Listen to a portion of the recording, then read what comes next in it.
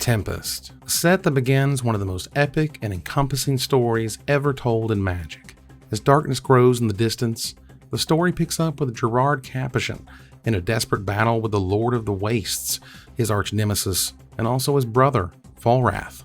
Volrath abducted Sisay and is keeping her in his stronghold. Meanwhile, Gerard is forced to trust the traitorous Stark, as it's his only way of getting Sisay out alive. The epic tale of the Weatherlight Saga begins with a flurry of emotions, a whirlwind of danger, and a perfect storm of plot that can only be described as a tempest.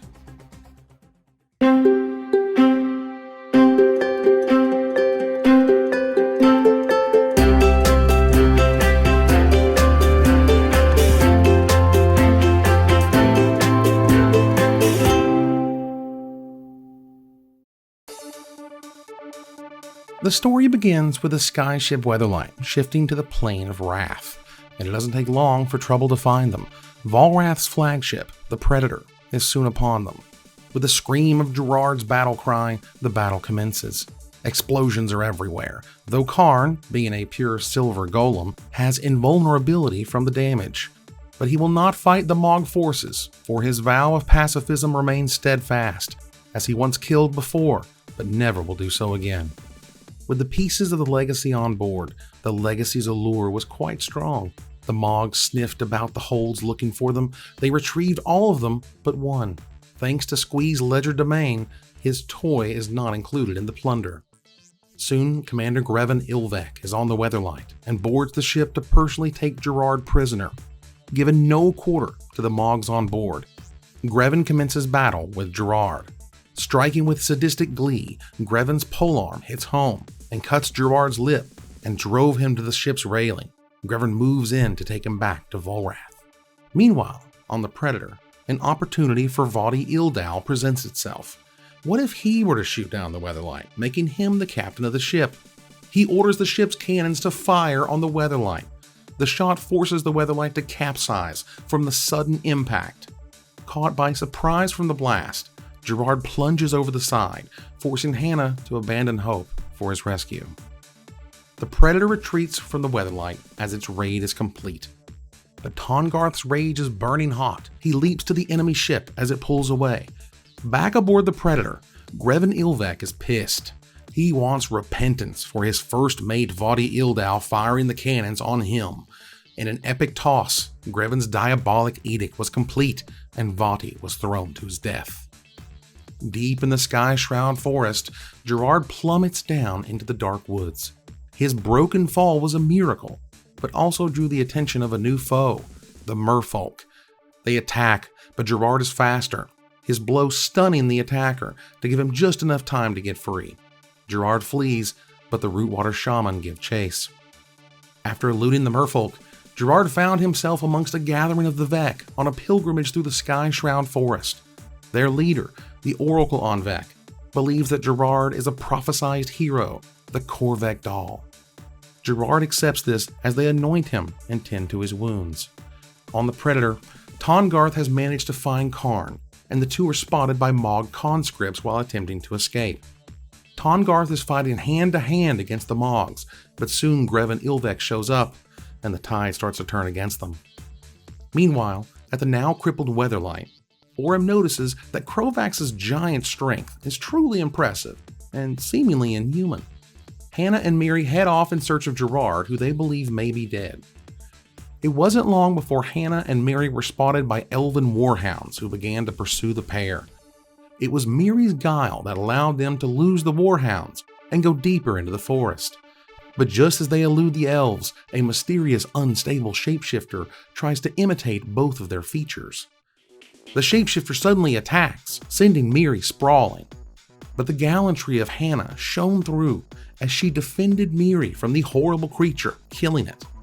Hannah helps Miri to a natural spring nearby, but the water drowns out the sounds of the Sky Shroud elves, suddenly rich with elvish fury.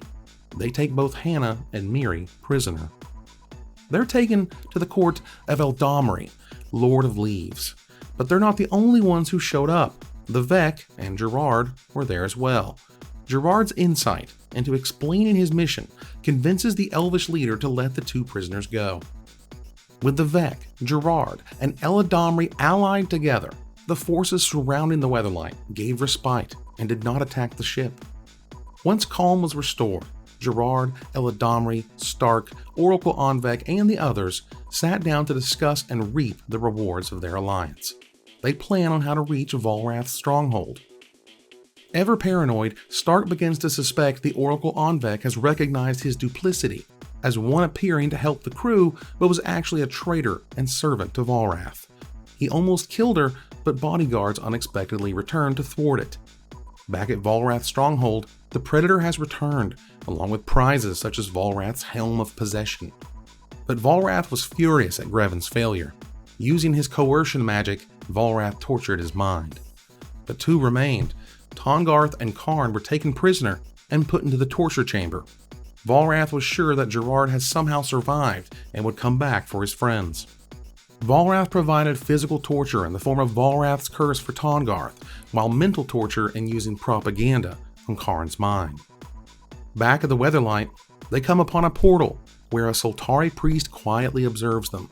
The portal might be the only way they can leave Rath.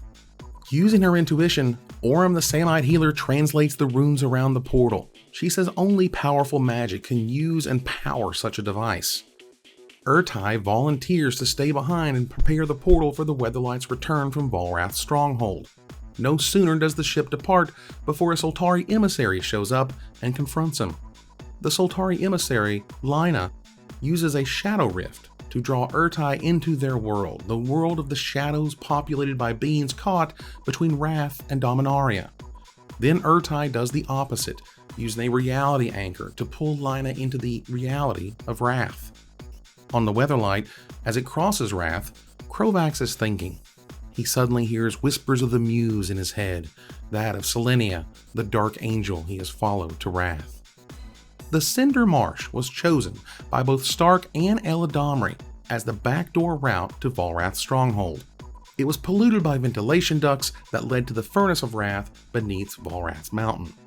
But just as they pass through the Cinder Marsh, the ship flies into a massive layer of slivers, metallic slivers to be exact.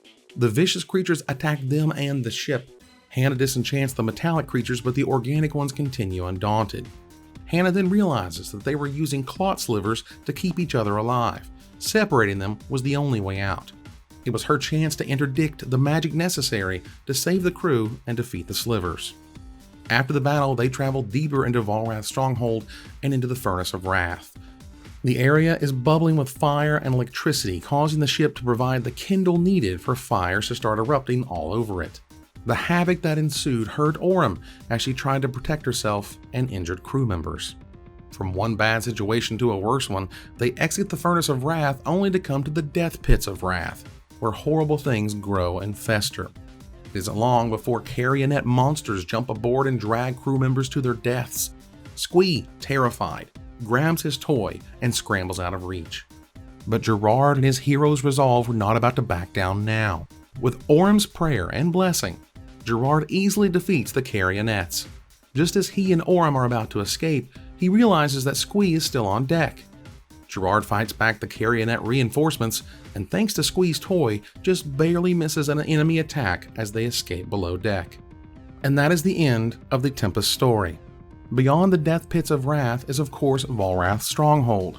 The ship approaches, and Gerard wonders if Sisay is still alive, and if Volrath knows he's on his way. Join us next time as we go over the cards and decks that define the Tempest era. From busted enchantments to misprinted scrolls, what designs made the most impact, and what cards that, to this day, continue to confound judges all over the world. Thanks for watching.